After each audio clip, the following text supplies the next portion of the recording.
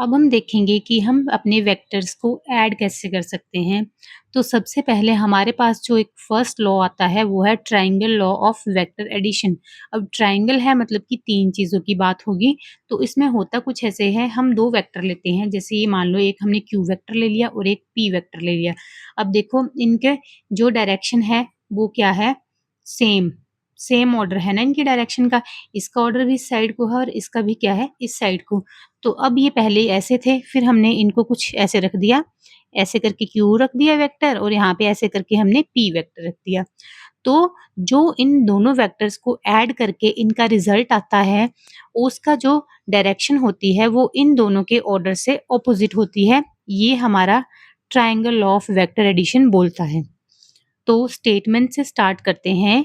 अब हम बोलेंगे क्या, सबसे पहले हम 2 वेक्टर्स कंसीडर करेंगे और उन्हें बोलेंगे कि इनके पास क्या है, दोनों के पास मैग्नीट्यूड और डायरेक्शन है।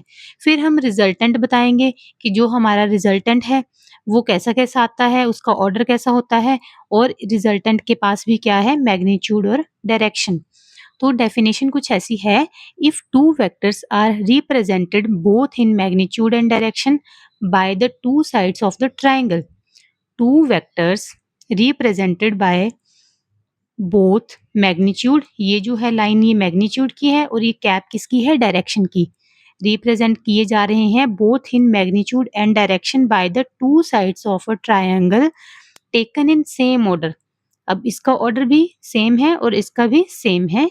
Then the resultant R is represented, इसको कैसे रिप्रेजेंट करते हैं, both in magnitude and direction.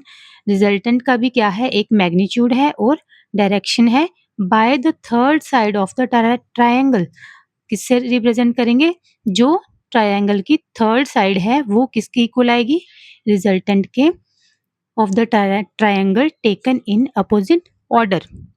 तो उसको हम क्या लेंगे, इनके अपोजिट ऑर्डर में। अगर हम सेम ऑर्डर में लेते तो ऐसे होना था, एक यहाँ को जा रहा है, यहाँ को, और दूसरे ने फिर वापस से यहाँ को जाना था।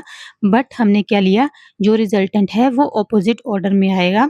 तो ये हमारे पास फिगर जो आई, ये आई triangle law of vector addition की।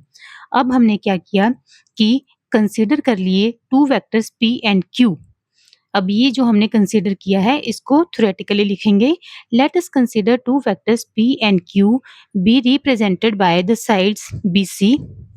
p कौन से रिप्रेजेंट कर रहा है, bc साइड को, और q किसको रिप्रेजेंट कर रहा है, ab साइड को। Triangle taken in same order.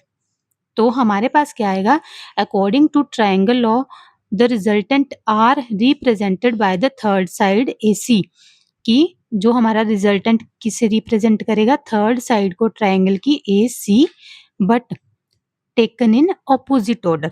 यहाँ पे ऑपोजिट ऑर्डर इंपॉर्टेंट है कि जो हमारा रिजल्टेंट है वो ऑपोजिट ऑर्डर में आएगा।